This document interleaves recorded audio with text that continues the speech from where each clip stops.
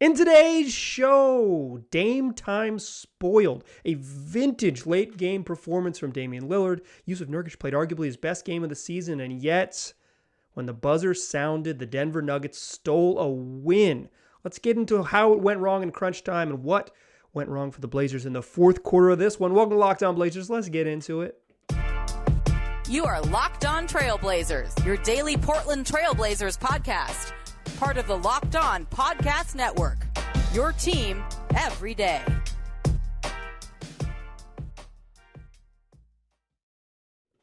What up, world? It's your past first point guard and Trailblazers reporter, Mike Richmond, and you are listening to another episode of Locked On Blazers, part of the Locked On Podcast Network, available wherever you get podcasts and also on YouTube. Thanks for making the show your first listen every day. Coming at you 5 days a week, available every single weekday, free on all platforms. So make it a part of your daily routine and make it your first listen as Locked On Blazers, your team every day.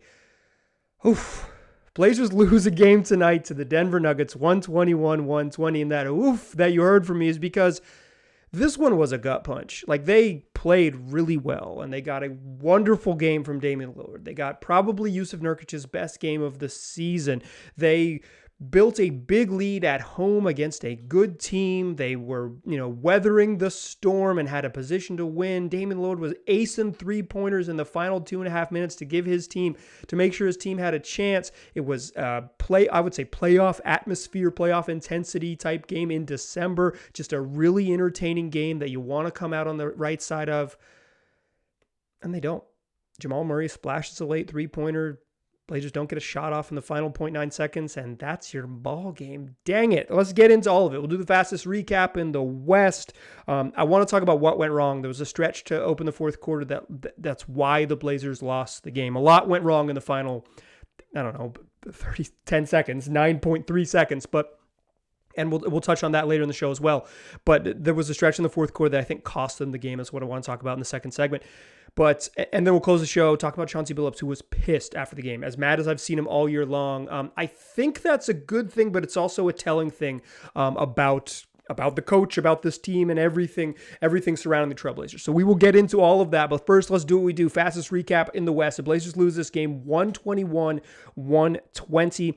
Portland led by 6 at the end of the first quarter. They led by 1 at halftime. Damian Lillard was just 2 for 6 in the first half. He had 8 points and 9 assists. He was diming it up, but his shot wasn't falling, but he was probing the defense. 9 assists in the first half. He was really good setting the table because Yusuf Nurkic had 12, Jeremy Grant had 12, Josh Hart had 10. He was finding the others and making it happen and taking what the defense gave him and kind of reading what Denver was going to give him because he was about to go nuts. Nikola Jokic 20 at halftime. He had a big night and he started early. Third quarter, Damian Lillard erupts for 18. He's 18 in the third quarter. He goes 6 of 11 from the field, 5 of 9 from deep. This was like just a classic Dame night where he starts saying, how are they guarding this? How are they guarding pick and rolls? How are they guarding me? How are they guarding off the ball? Sees everything the defense is doing and says, okay, now it's time. 5 threes in the quarter, 18 points. The Blazers lead 99-89 heading into the fourth quarter, up 10. Just a fantastic third quarter, a really, really competitive game, but the Blazers have themselves not like 10 isn't comfortable, but it's a lead. It's a double-digit lead against a good team. You got to hold on to it, and they don't. When Drew Eubanks hits a three-pointer with 9:53 remaining in the game, the Blazers are up 11, under 10 minutes to go, and then over the next 2.5 minutes, 3 minutes, the lead evaporates. Chauncey Billups calls a timeout with 7 minutes left. The Blazers are just up by 1, and then all of a sudden it turns into a free-for-all. In the final 6 minutes and 33 seconds of this game, there were 15 lead changes. 15 lead changes in the final 6 minutes and 33 seconds. Every scoring possession that's either field goal or trips to the free throw line, every scoring possession, the lead changed hands over the final 6 minutes and 33 seconds. 15. It was a wild back and forth night, including the final 2.5 minutes. Damian Lillard hits a three-pointer with 2:33 left, puts the Blazers up 1. Damian Lillard hits a long 2 from the left side. Heels on the three-point line, wasn't close, but heels on the three-point line as he steps back. Again, Blazers up 1 with a minute 53. 20 seconds later, after a Nuggets score, Dame, a 3 from the right side. A minute 33, Blazers up 1 again. Then, perhaps the biggest sequence of the game. A minute 14 seconds left. Jokic gets himself in the post, physical as heck, trying to barrel in there, but he's going up against the Bosnian Beast. And Jusuf Nurkic, who's playing probably his best game of the season, stonewalls him, blocks him in one-on-one contesting defense. Jokic turns to shoot. Nurkic is right there to contest, block cleanly, start a fast break. The Blazers get out on the break. It's Josh Hart and Anthony Simons in a 2-on-1 situation. Hart to Simons, back to Hart, and Josh Hart slips. Ball goes back to Denver. What would have been the first of anyone to get up by, to have a multiple possessions scoring and increasing their lead. Hart falls out of bounds. The Nuggets score, and the Blazers have to get a bucket again now with under a minute to go, and they finally do. Anthony Simons hits a little pull-up floater jumper in the lane with 28.6 seconds left. The Nuggets answer again. It's what they do. Jamal Murray's been great. He has 14 in the fourth quarter. He's been cooking, and they're in trouble. But they're not really in trouble because they have the letter O. Damian Lillard puts the team on his back. He's been doing it. At this point, he had 14 in that, 18 in the third quarter. He has 14 in the fourth, right? He's got 11 here already in this quarter. Like he came back in with 7 minutes left, and he has scored 11 points in the final 7 minutes. Make it 14. Damian Lillard gets himself free on the right-hand side and hits a deep step-back three.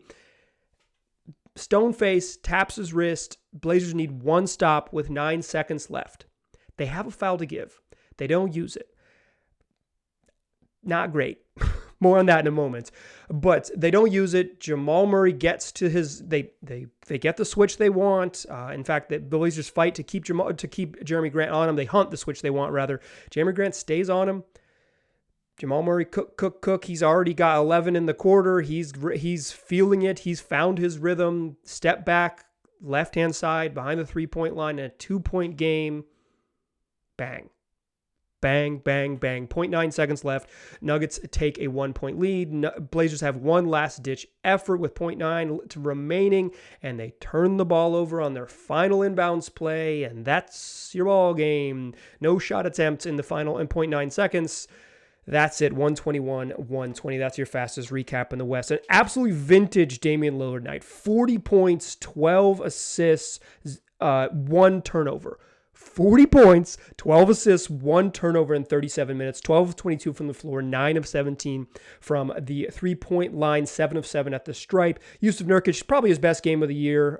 He was really good against the Rockets, but this is a higher-level competition. 21 points, 9 boards, 2 assists, 2 steals, 3 blocks. He was so good. Jeremy Grant really hot early, cooled down late. He finished with 18. Josh Hart had 12, but 10 of those were in the first quarter, and a really bad Anthony Simons night. 6 points on 3 of 12 shooting. He was 2 of 11 from the floor when he made that bucket with under 30 seconds left. Just a bad Ant night. He was bad. He was bad on defense, bad on offense. It happens. He was bad.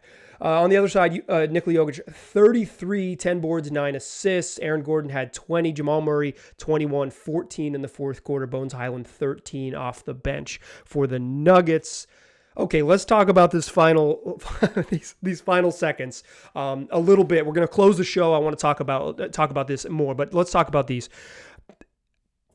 In the final moments, Jamal Murray, and they were just doing what they do. Jokic Murray 2-man game. And I thought Murray had a fading baseline 2-pointer that he hit with about a minute left. That's like, man, that's a tough shot. He hit the 3, the game winner. It was like, again, a tough shot. Chauncey Billups was really mad about that shot because he didn't want to give up a 3. But to me, this is sort of just a make or miss league. The thing here for me is the Blazers had a foul to give. And as soon as Murray gets into his, I'm going to cook, I'm going to shoot, Jeremy Grant just needs to go after him and foul him. Just needs to go foul him. Go grab him, reset the defense, make it hard again, like make them have to inbound the ball and get a shot up again. That's coaching. The defense is Jeremy Grant. The shot making is Jamal Murray. Mostly players play. It's a players league, mostly players play. But not taking a foul seems like a mistake on Chauncey Billups' part. They need to know They need to know that they have a foul to give. They need to know that if he puts the ball on the floor with under 7, you've got the clock in your head. He gets the ball in with 9.3. He said, okay, 1. If he puts the ball on the floor again, I'm going to foul. If he puts the ball on the floor a second time, I'm definitely going to foul. He took 3-4 dribbles trying to cross Jeremy Grant up and getting space, and he did. Jamal Murray was bad in this game until he was very good. You got to foul there. I think that's the issue. I do not think the Blazers lost this game in the final 2 minutes. Damian Lillard was, like, the problem with this game is you spoil a vintage Damian Lillard night. 32 in the second half, just absolutely it's just phenomenal. It's just phenomenal. Like, he was having one of those shot-making runs where the shots are so difficult and they're going in. He's, loading up into a step back to his right hand. It's going in. Leaning, falling, little bit of space, cash. He's darting to the left side again, leaning, falling back. It's going to go in. Like, he was on one of those runs like only he can. Like, I mean, maybe a few others in the world, but like very few on earth can get hot like Dame can. And it was just a truly special night, and they wasted it with a tough loss. Nurk was great, and it's a tough loss. Like, every game that comes down to these to a shot of the buzzer, like, it's just some of his bad luck. Every time it's just a terrible shooting night. If he has like a normal bad night as opposed to maybe his worst shooting night of the year, one of his worst shooting nights of the year, like 3 of 12, like he just goes literally 4 of 12. We're talking one shot in the third quarter, one shot to open the fourth, and you're in a little better shape. Like, just a brutal night for Ant. He had 4 turnovers and 5 assists in this game, but he had 5 assists in the first half. The ball wasn't moving the same way. Also, Damian Lillard just dominated the offense in the second half, so that it wasn't going to be the type of special ball movement that the Blazers had in the first half. They had 30 assists. They were really cooking, but like down the stretch, it was let's let Dame cook, and he did. They hunted Jamal Murray on defense. They would bring Josh Hart and get screens, and they went and got him. And Dame was great, and they just lost. But for my money, they didn't lose this game in the final 2.5 minutes. They lost it in the opening 5 minutes of the fourth quarter. Let's talk about that in the second segment. But first, I want to tell you that today's episode is brought to you by Masterclass. With Masterclass, you can learn from the world's best artists, icons, and leaders anytime, anywhere, and at your own pace. You can learn songwriting from John Legend. You can improve your storytelling skills with instruction from Neil Gaiman, and you can learn business strategy from Bob Iger. With over 180 classes from a range of world-class instructors, that thing you've always wanted to do is closer than you think. Masterclass is affordable. It starts at just $15 a month. And what I like about it is the lessons are like 10 or 15 minutes. You can start to learn. It's not a massive time commitment. You take a little piece of knowledge from an expert and come back and get it when you need it. It's easy to sort of stop and start in the middle of things because life gets in the way. It's busy. If you're trying to sort of further educate yourself using Masterclass, they make it easy to do so. It's not necessary to sit down and consume a full class start to finish, right? Like I said, you can learn what you need to in just 10 minutes. I highly recommend you check it out. It's a perfect holiday gift. You can give someone in your life an annual Masterclass membership and get one free. How about that? You give one, you get one. That's why that's why you should take advantage of this offer. Go to masterclass.com/lockedon today. That's masterclass.com/lockedon. Terms and conditions apply. Today's show is also brought to you by LinkedIn.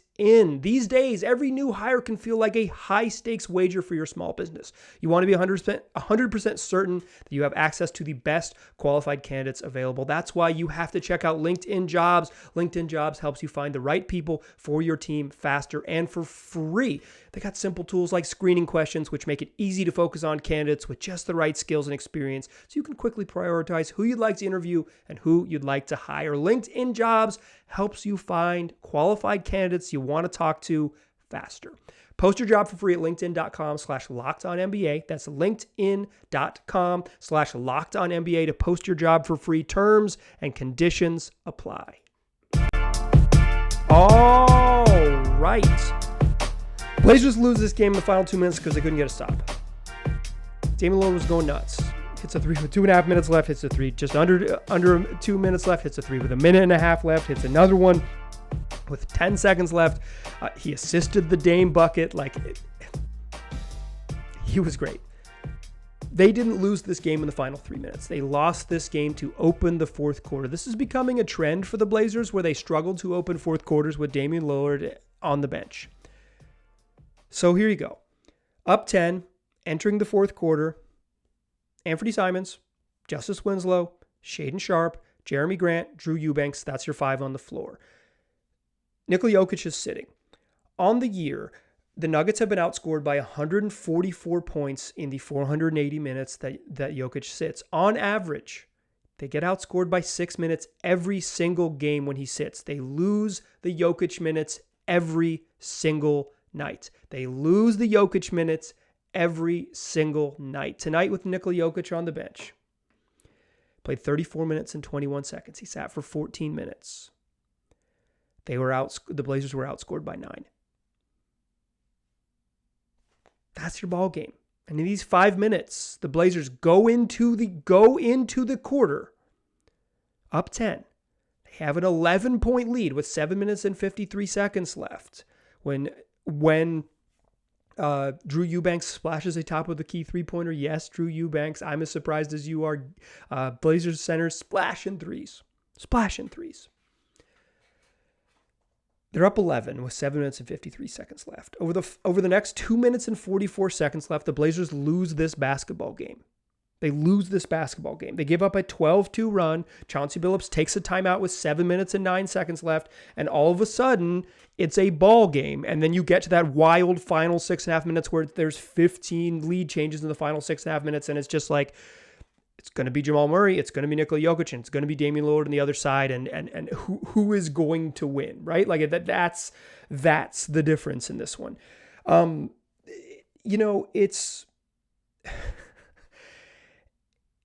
It is becoming a thing that the Blazers struggle in these minutes.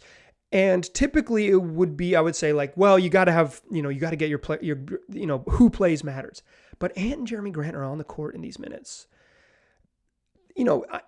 Shaedon Sharpe is a rookie and he's has up and down minutes, and he doesn't have sort of that takeover mode yet. Justice Winslow is an interesting and intriguing passer and defender, but he doesn't get that command, that respect on offense. Drew Eubanks is a really good screener and has a really nice touch around the paint, but like you can't throw the ball to him and kind of change the look. So it's just a lot of Jeremy Grant and Anthony Simons two-man game, or it's like you go, I go with Ant running pick and rolls or Jeremy Grant getting tough post touches. You gotta figure out how to win those minutes. Chauncey Billups mentioned after the game that he was frustrated that again it happened again. We did it again, but like. Drew Eubanks gets a pretty open, just inside the free throw line, push floater, brick. Then Anthony Simons gets called for an offensive foul. Then Jeremy Grant takes a really tough 15-foot fadeaway. Then Jeremy Grant misses a long 2 pull-up. And then in transition, Ant bricks a runner. Those are your offensive possessions. Those are too hard, Eubanks, a one-handed push floater. He's capable of that. He has really good touch inside 15 feet, and he was wide the hell open. But, I think teams are going to live with Drew Eubanks taking a push shot from 14 feet, not a money one. Jeremy Grant's been great this year, but his numbers in isolation they're not as good as his numbers as a spot-up shooter. When you just throw him the ball and say, go cook on these type of lineups, he's not as lethal. He's been better as a spot-up guy. He's been better as, he's certainly had his moments. Jeremy Grant's been great this year, and he was good in this game, but you're not getting the most out of him if you're just giving him pinch post and mid post touches. Like it's not ideal. And like, Shaedon Sharpe and Anthony Simons in the backcourt is just it's just going to be hard to get consistent stops. I think Shaedon Sharpe profiles as someone who's going to be a good defender in the future. He's bad right now the way teenagers are bad on defense, and has been mostly bad this year on defense, although he's taken some steps forward. I would say his overall body of work is not great. So if you're not getting easy shots on offense, and you have a pretty poor defensive lineup in there on defense, it's just the makings of trouble. It's the makings of trouble. Jamal Murray gets a layup off an offensive rebound. Jamal Murray hits a step back 3. Again, another offensive rebound for the Nuggets, and Bones Highland hits a 3. Then they get the other way. Jamal Murray's feeling it now. This is after an Anthony Simons kind of semi-transition layup, and Jamal Murray hits another 3. This is him getting his rhythm, and you call timeout. It happened quick. It was 2 minutes and 44 seconds, 12-2. Very quickly. 4 offensive possessions for the Blazers. Eubanks missed 1. Jeremy Grant misses 2. 5. Eubanks misses 1. Jeremy Grant misses 2. An Ant turnover, an Ant missed layup. Sometimes it's it happens so fast that by the time you let it slip away, it's a problem. Like you maybe want to see Chauncey Billups take a timeout at some point in here, when they cut it to 5 at like the 8:40 mark. Okay, cool. 3 minutes, we blew it. But they don't. Like he chooses not to. It's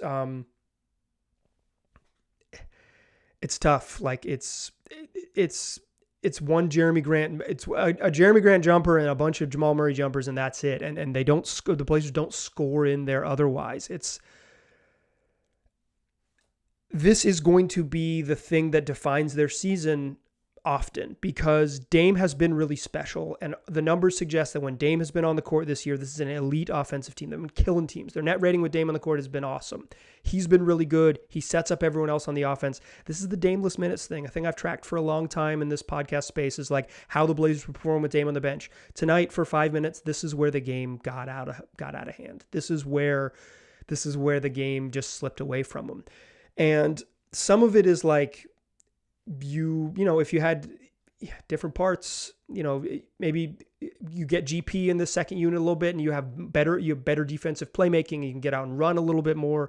Maybe this is just like one of those nights where Ant didn't have it. And so the offense stunk in the minutes where Ant was leading the offense because he didn't have it. And that's just kind of unlucky. But it's becoming a thing that the first 5 minutes of the fourth quarter are a mess. And then you're scrambling to get Dame back in the game and scrambling to win games. They've done it. They did it against Utah where it was like, they're going to lose. And then, they're going to win.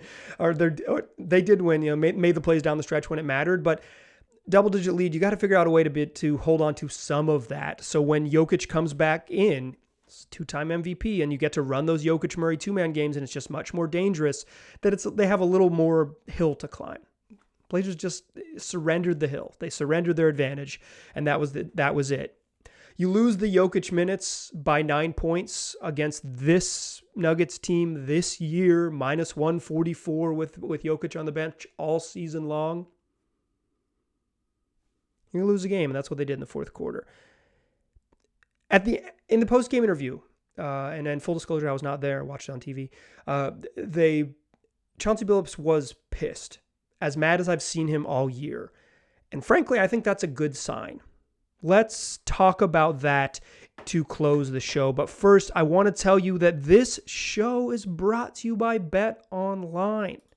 The fastest and easiest way to bet on all of your sports action, whatever the action might be, the NBA, the NHL, NFL, college football. We got college basketball rolling along for the men's and women's side. You can still get one World Cup action as we wind down, and then other soccer action when things wind back up in Europe.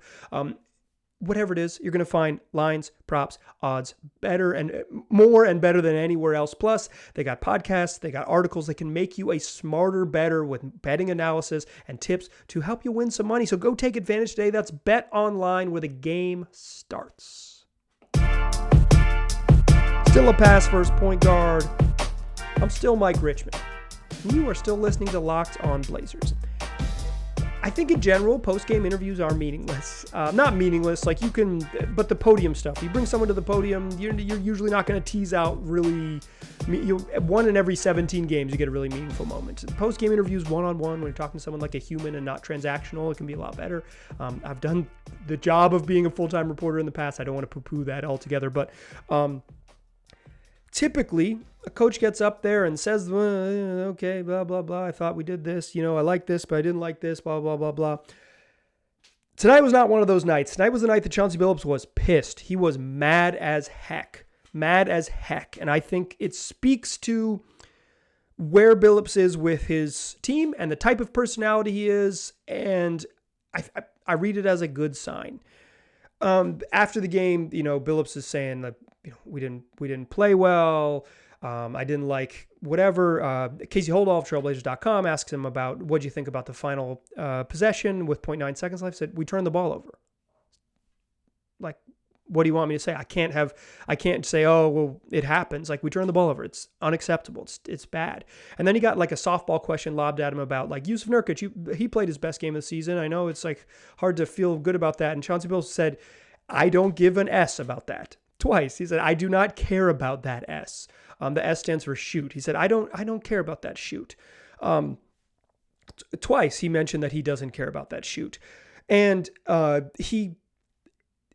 it was a telling moment because Chauncey Billups is not that he's like not fiery. I actually think Chauncey Billups is a great quote. Pre-game is just incredibly valuable with Billups. He gives gold, like he spins gold. And after good games, like he is a great quote, insightful and all of those things, right? Like talking about the game, he usually gives platitudes, but if you ask him about little specific things, he's really good. Particularly pre-game, post-game is not great, but pre-game, like storytelling and all of those things, he's a great quote in those settings. Practice, great quote in those settings, right?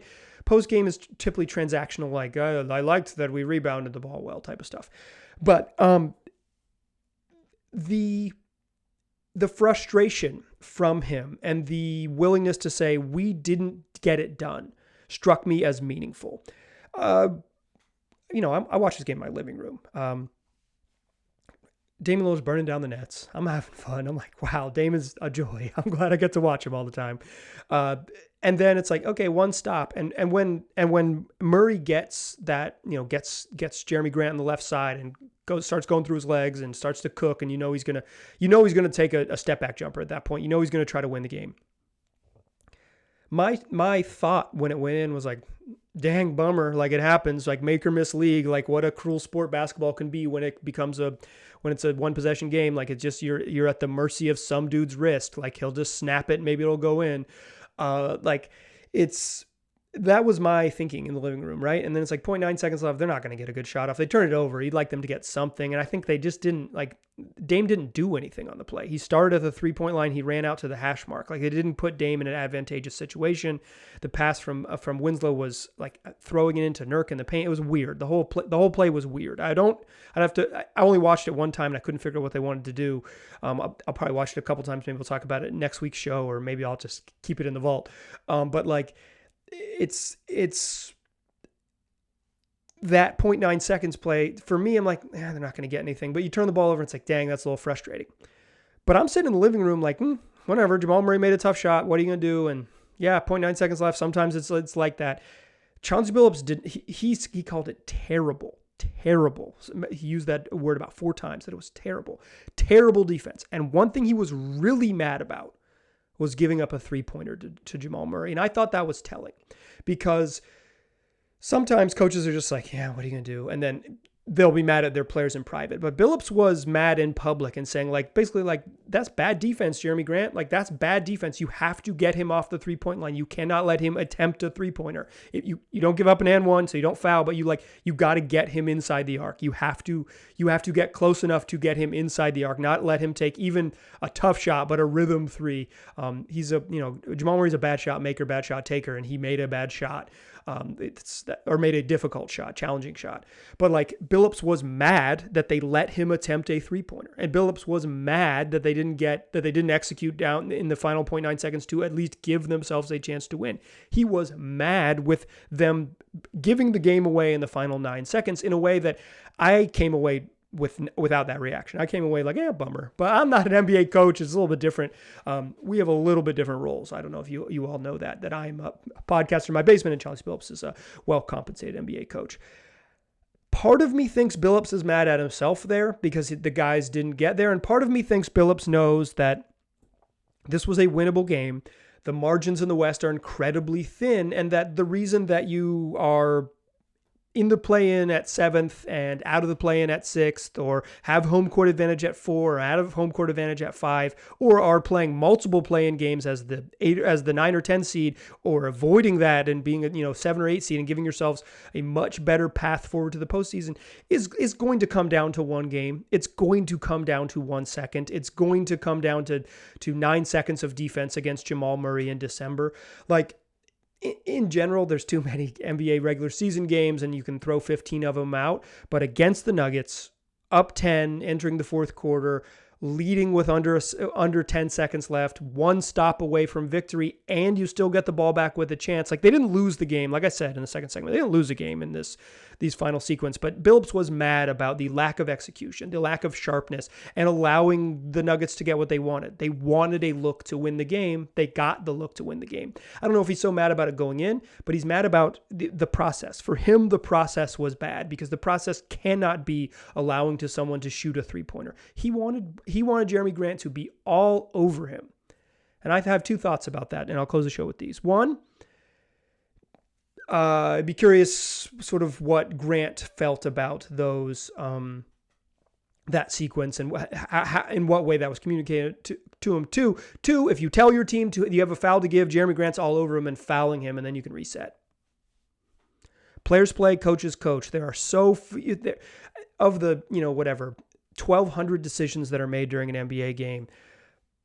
1,190 of them are made by players. Like, coaches make so few things. Telling your guys to foul, telling your guys to take a foul under the final 10 seconds is a coaching issue. All of the other stuff, the inbounds pass, the execution on the inbounds play, the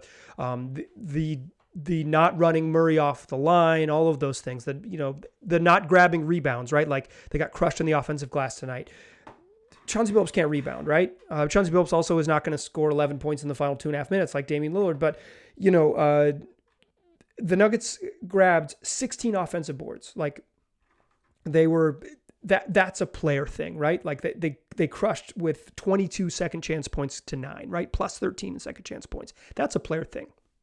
Like, that's a dudes on the court thing. Not fouling under 8 seconds is a coaching thing. So, like, to me, there's all these little things that go into it that are definitely, you point at the players.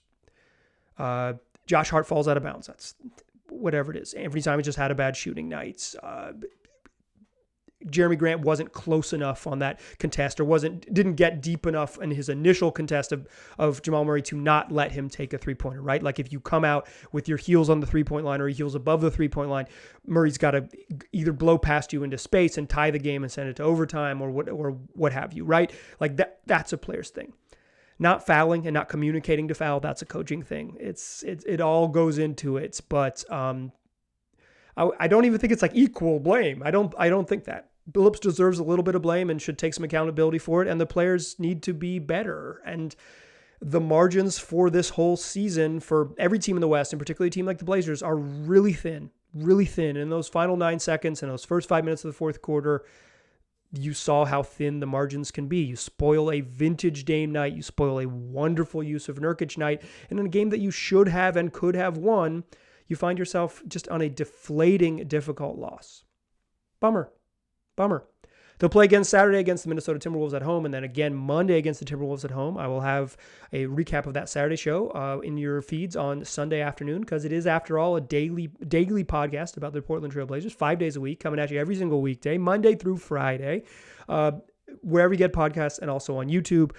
Tell your friends about it. Like, if you're listening, if you listen to a half hour of Blazer podcasting after this game, tell your friends. Like, do me a favor. You enjoy it. Tell your friends that you enjoy it. Share it with them so they can check it out.